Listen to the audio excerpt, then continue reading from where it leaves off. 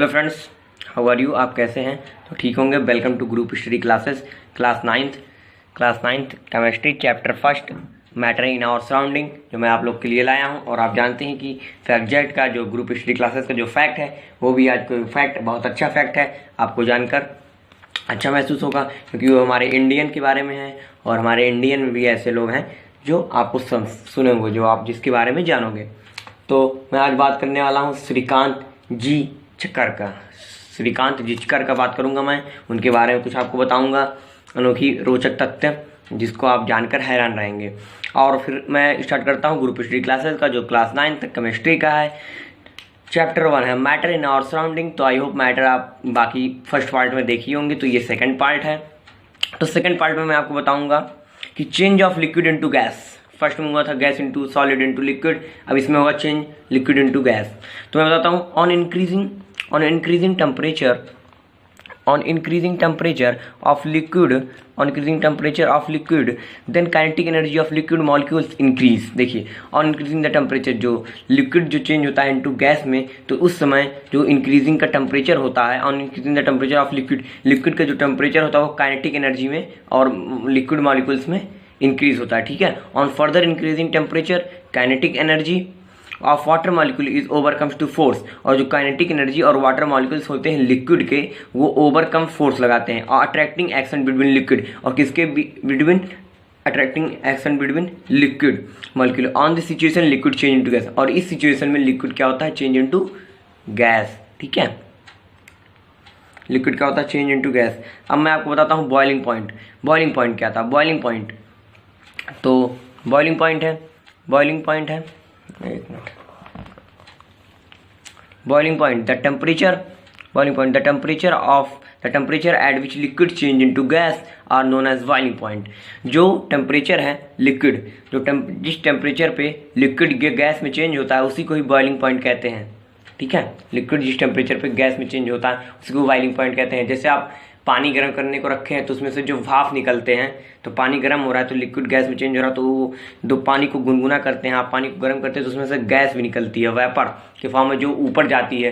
ठीक है, तो उसी को ही गैस कहते हैं। और वो चेंज किस में हुआ है? लिक्विड टू गैस में चेंज हुआ। और किस प्रोसेस से? बॉइलिंग पॉइंट, बॉयल किया गया तभी वो चेंज हुआ है। तो ठीक है, तो the temperature at which liquid change into gas are known as boiling point and the process of changing of liquid into gas are known as boiling point।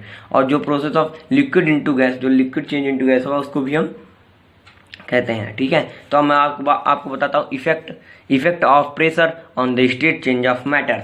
ठीक है, तो effect of pressure on solid are incompressible in nature, so pressure has no effect on the solid If larger pressure applied on the solid then it broken down in smaller pieces। देखिए effect of pressure on the solid, अगर क्या कहते हैं solid पे आप effect देंगे या pressure देंगे तो उस पर क्या प्रभाव पड़ेगा, तो वही है। तो ठीक है, सॉलिड आर इनकम्प्रेसिबल। और सॉलिड क्या होता है? इनकम्प्रेसिबल। मैंने आपको सॉलिड की कैरेक्टरिस्टिक में ही बताया था कि सॉलिड क्या है? इनकम्प्रेसिबल है। ठीक है, इनकम्प्रेसिबल है। और क्या कहते हैं? सॉलिड इनकम्प्रेसिबल है।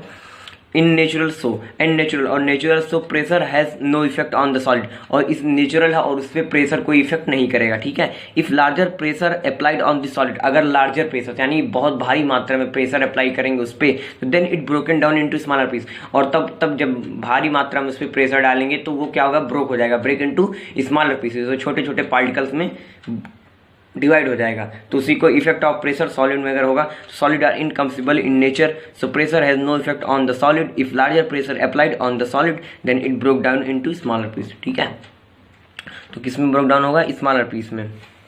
तो मैं आपको बताता हूँ कि इफेक्ट ऑफ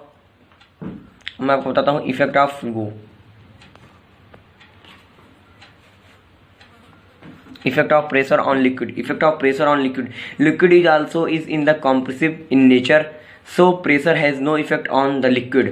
ठीक है, देखिए effect of pressure on liquid. अब किस पे दबाव डाले जा रहा है? लिक्विड पे। तो देखिए liquid is also is an compressive in nature. Liquid क्या है? Compressive in nature. मैंने ये भी कैरेक्टरिस्टिक आपको बताया था, liquid is compressive in nature और nature, so pressure has no effect on the liquid. और लिक्विड पे प्रेशर का कोई इफेक्ट नहीं पड़ेगा। अगर लिक्विड क्या होता? इनकम्प्रेसिबल होता सॉलिड की तरह, तो इस पे इफेक्ट होता किसका? प्रेशर का। ठीक है, तो इस पे इफेक्ट होता प्रेशर का। अब मैं आपको बताता हूँ।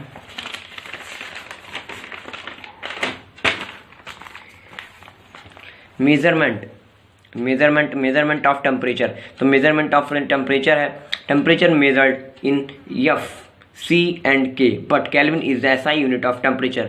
अब मैं आपको बताऊँ टेम्परेचर किस में मेजर किया जाता है, एफ क्या होता है, सी क्या होता है, आपको मैं बताऊंगा। Kelvin is the SI unit of the temperature, और टेम्परेचर की एसआई यूनिट क्या है, केल्विन। अगर कहीं भी पूछा जाए कि एसआई यूनिट ऑफ टेम्परेचर तो वो केल्विन होती है, ठीक है। तो टेम्परेचर को मतलब केल्विन में वो किया जाता है। और temperature is a measured with the help of following scale, और टेम्परेचर को हम इन फॉलोइंग स्केल से मेजर करते हैं, जिससे मैंने आपको बताया था एफ सी के। तो एफ स्केल यानी फ़ारेनहाइट, सी स्केल यानी सेल्सियस, के स्केल यानी केल्विन। तो केल्विन क्या है, एसआई यूनिट ऑफ टेम्परेचर। तो process involve in the change of state, change of matter.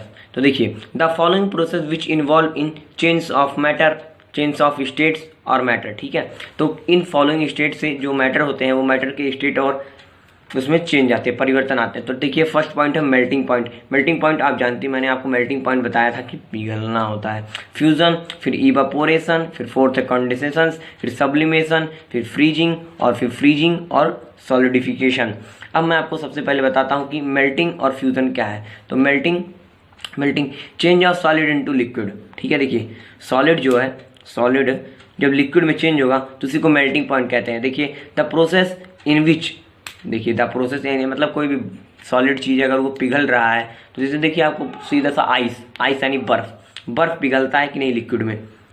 Solid अगर बर्फ है मतलब आइस है, अगर उसको अगर आइस पिघल रहा है, अगर मेल्ट हो रहा है यानी पिघल रहा है तो किस में होगा, तो लिक्विड में, ऑफ कोर्स लिक्विड में चेंज होगा। तो इसी को मेल्टिंग और फ्यूजन भी कहते हैं। The process which involve in the change of solid into liquid are known as fusion, ठीक है। तो उसी जिस प्रोसेस से सॉलिड लिक्विड में चेंज होगा उसी प्रोसेस को ही मेल्टिंग और फ्यूजन प्रोसेस कहते हैं। तो ठीक है, the change of solid into liquid, और इसका shortcut method change of solid into liquid is known as melting और फ्यूजन।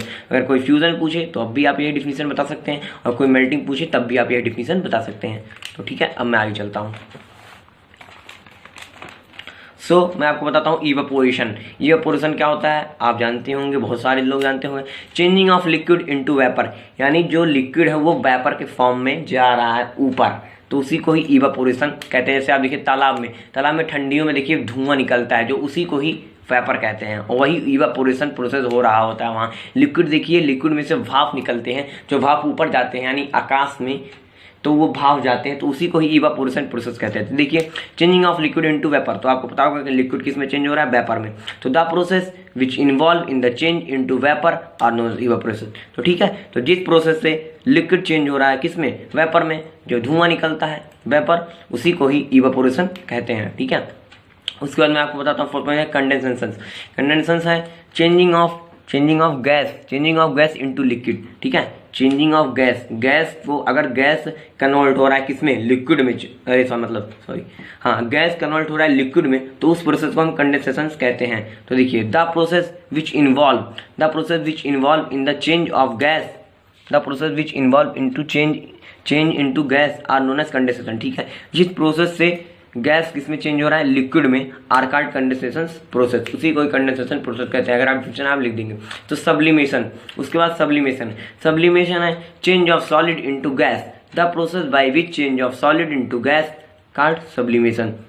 देखिए sublimation change of solid into gas, अगर कोई सॉलिड है उसको वो गैस में कन्वर्ट हो रहा है तो उसको सब्लिमेशन कहते हैं। तो देखिए the process by which change of solid into gas, जिस प्रोसेस से सॉलिड किस में चेंज हो रहा है, गैस में, इज नोन एज सब्लिमेशन। ठीक है, अब मैं आपको बताता हूँ फैक्टर इफेक्टिंग ऑफ इवेपोरेशन। कुछ इफेक्टिंग फैक्टर है किसके, इवेपोरेशन के। ठीक है, तो कुछ इफेक्टिंग फैक्टर इवेपोरेशन को मैं आपको बताता हूँ। तो देखिए सबसे पहले सरफेस एरिया, तो इवेपोरेशन में सरफेस एरिया सबसे महत्वपूर्ण है। तो देखिए rate of evaporation increase by increasing surface area और लिक्विड। देखिए जब सरफेस एरिया ज़्यादा होगा तो वेपराइजेशन इवेपोरेशन भी ज़्यादा होगा, तो उस एरिया से लिक्विड के माप पे नापा जाता है। लिक्विड जितना ज़्यादा होगा सरफेस एरिया उतना, देखिए लिक्विड ज़्यादा हो और सरफेस एरिया कम हो तो वेपराइजेशन उतना ही होगा, लेकिन अगर लिक्विड कम है और सरफेस एरिया ज़्यादा है तो फिर वेपराइजेशन होगा। ठीक है, तो अब मैं बताता हूँ ह्यूमिडिटी मीन जानती होंगे आप, नमी। ह्यूमिडिटी मीन्स नमी कहते हैं कि जब देखिए किसान कहते हैं खेत में नमी है कि नहीं। ठीक है, when humidity of area increase और high then rate of evaporation decrease. ठीक है, देखिए व्हेन ह्यूमिडिटी एरिया इंक्रीज, जब ह्यूमिडिटी एरिया होता है इंक्रीज और high then high them rate of evaporation, और high them evaporation rate decrease होता है तो उसी को ही ह्यूमिडिटी कहते हैं, ठीक है। अब मैं उसके बाद बताता हूँ temperature. Temperature rate of evaporation increasing temperature of liquid. देखिए जब रेट ऑफ इवेपोरेशन का रेट जो होता है इंक्रीज होता है, ठीक है, ठीक है, तो इंक्रीज होगा, इंक्रीज मतलब बढ़ना होता है, सॉरी इंक्रीज होता है तो उसी को ही टेम्परेचर कहते हैं, ठीक है। तो फिर क्या कहते हैं, देखिए अगर हाँ देखिए जब आप मतलब पानी गर्म कर रहे हैं, पानी गर्म अगर धीरे धीरे मतलब गैस फुल पे नहीं किए तो पानी गर्म होगा धीरे धीरे, और वेपोराइजेशन भी इवेपोरेशन भी धीरे होगा, ठीक है। तब इवेपोरेशन धीरे होगा तो उससे इवेपोरेशन कम होगा, मतलब इवेपोरेशन कम होगा तो उतना टेम्परेचर नहीं होगा। लेकिन जब इंक्रीज वही इवेपोरेशन जल्दी जल्दी धुआं निकलेगा, भाप जल्दी निकलेगा और आप मेल्टिंग पॉइंट हाई है आपका, तो उस समय टेम्परेचर उसी को ही टेम्परेचर कहते हैं, ठीक है। अब मैं बताता हूँ effect of pressure. Effect of pressure क्या है इवेपोरेशन पे, देखिए it pressure increase and the rate of evaporation decrease of lower pressure evaporation take place at high rate. देखिए इट प्रेशर इंक्रीज, अगर प्रेशर इंक्रीज कर देंगे the rate of evaporation decrease और lower pressure, और जब उस समय इवेपोरेशन का जो डिक्रीज और लोअर प्रेशर होगा evaporation take place at high rate, और वो हाई रेट पे टेक प्लेस करेगा। अब मैं आपको बताता हूँ differentiate between evaporation and vaporisation. Vaporisation आप जानते होंगे, इवेपोरेशन भी जानते हैं, वाष्पीकरण इसको कहते हैं वेपराइजेशन, ठीक है। तो देखिए इवेपोरेशन, सबसे पहले मैं आपको बताता हूँ इवेपोरेशन क्या है। तो it is a surface phenomena, ये कहाँ है सरफेस फिनोमेना, और वेपराइजेशन कहाँ है, वेपराइजेशन है it is a bulk phenomena. फिर सेकंड है it takes place at only temperature. Evaporation कहाँ टेक प्लेस होता है, ओनली टेम्परेचर, जब वो टेम्परेचर जहाँ टेम्परेचर होगा वहीं ही इवेपोरेशन टेक प्लेस करेगा। और vaporisation it takes place at a finite temperature, ठीक है, फिनिट टेम्परेचर में होता है।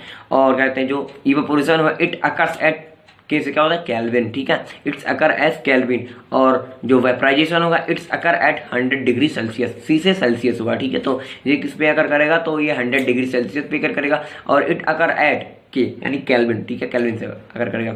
It is a natural phenomena. जो इवेपोरेशन होता है यानी लिक्विड चेंज इनटू गैस होता है, वो वेपराइजेशन कह रहा हूँ, वो इवेपोरेशन जो प्रोसेस होता है वेपर के फॉर्म में होता है, तो उसी को वो नेचुरल है, कोई आर्टिफिशियल नहीं है कि जिससे हम करते हैं, ठीक है। तो इट इज आर्टिफिशियल फिनोमेना। और जो वेपराइजेशन होता है ये आर्टिफिशियल फिनोमेना, आपको पता ही होगा कि वेपराइजेशन जो आर्टिफिशियल फिनोमेना। अब मैं आपसे एक क्वेश्चन करता हूँ, why should we wear cloth in summer. हम लोग गर्मियों में कॉटन क्लॉथ क्यों पहनते हैं, क्यों पहनते हैं cotton cloth, because cotton is a good observer of sweat and better reflect of heat. Cotton जो है वो एक अच्छा कपड़ा होता है, और वो गुड ऑब्जर्वर ऑफ स्वेट, वो पसीने को सोखता है, ठीक है, सूती इसको बोलते हैं, सोखती यानी कॉटन, यानी उसमें वो लगा था रुई, तो वो सोखने का काम करता है, ठीक है। जैसे चोट पे ब्लड निकल रहा है तो आप उसमें रुई यानी कॉटन लगाते हो तो वो सोखता है, ब्लड को सोखता है यानी साफ करते हो, ठीक है, डस्ट पार्टिकल को। तो एक प्रकार से वही काम कर रहा है, because cotton is a good observer, और ये गुड ऑब्जर्वर है यानी उसकी कैपेसिटी है, क्षमता है।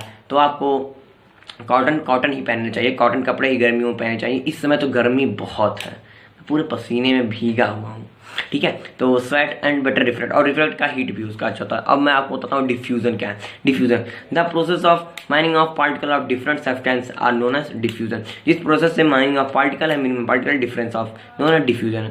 It is a natural phenomena, और डिफ्यूजन क्या है, नेचुरल फिनोमेना है, ठीक है। Diffusion is a natural phenomena. Fusion takes place due to movement of particle substance, और फ्यूजन जो वो टेक प्लेस कहाँ कहता है, मूवमेंट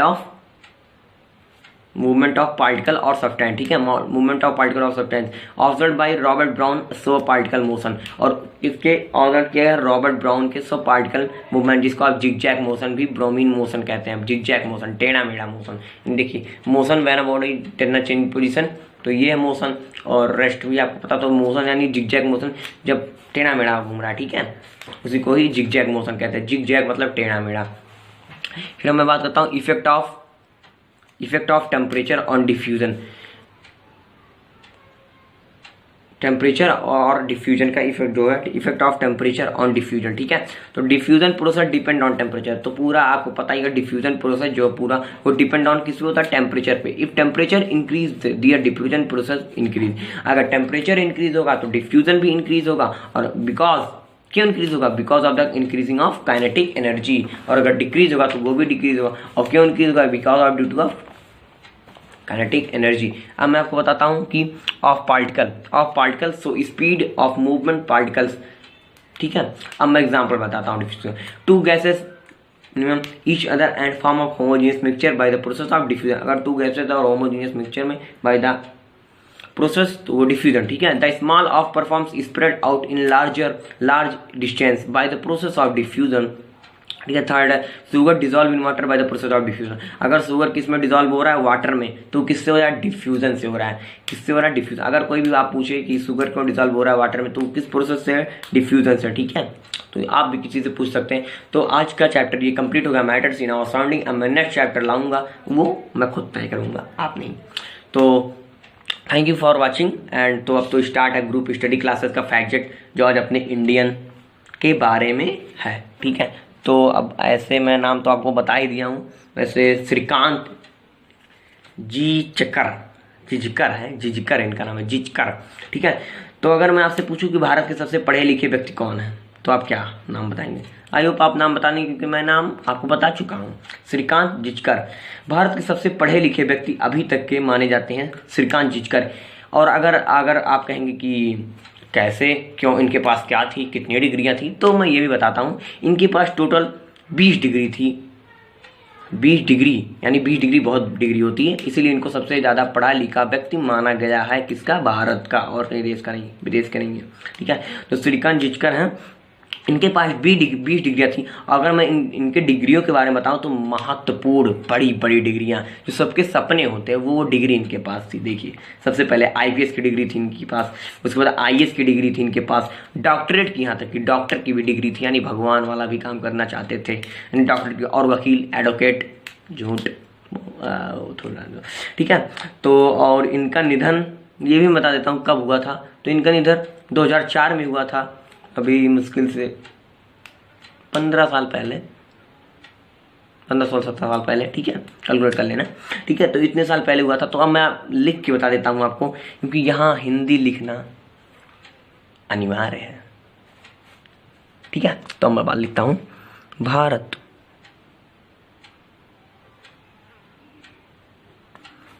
के सबसे पढ़े लिखे व्यक्ति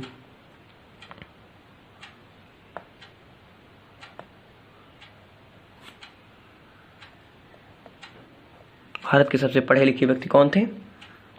व्यक्ति का नाम है, क्वेश्चन बन जाता है ना। व्यक्ति का नाम था श्रीकांत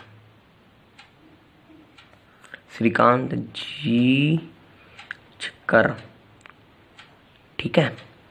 भारत के सबसे पढ़े लिखे व्यक्ति का नाम था श्रीकांत जिचकर। इनके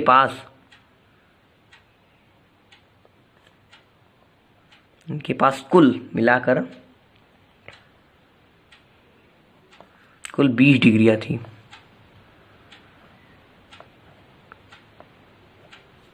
20 डिग्रियां थी, जिसमें से सबके सपने थे। आईपीएस थी, आईएएस थी, और इनके पास डॉक्टरेट की भी थी, डॉक्टर बनने का भी डिग्री ले लिए थे, ठीक है। और किसी थी वकील की भी थी, और भी बहुत सारी डिग्रियां थी जो मैं बता नहीं सकता। वो भी प्रमुख डिग्रियां थी, ठीक है। और इनका निधन कब हुआ था, आपको पता चल गया। इनका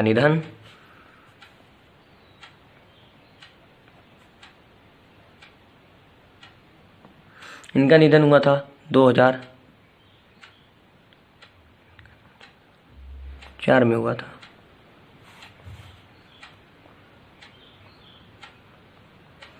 ठीक है। तो इनका निधन 2004 हुआ था। तो ग्रुप स्टडी क्लासेस का आज का फैक्ट है, आज का जो फैक्ट था वो फैक्ट था, भारत के सबसे पढ़े लिखे व्यक्ति का नाम श्रीकांत जिचकर था। इनके पास कुल मिलाकर 20 डिग्री यानी 20 डिग्रियां थी, जिसमें से आईपीएस और आईएएस थे, और डॉक्टर और वकील आदि प्रमुख थी। और इनका निधन कब हुआ? तो 2004 में हुआ था। और ये भारत के श्रीकांत जिचकर के बारे में मैंने आपको बताया। तो आई होप आपको अच्छा लगा होगा। तो thank you for watching my video. Please subscribe my YouTube channel and like, share, comment. Thank you, please help me.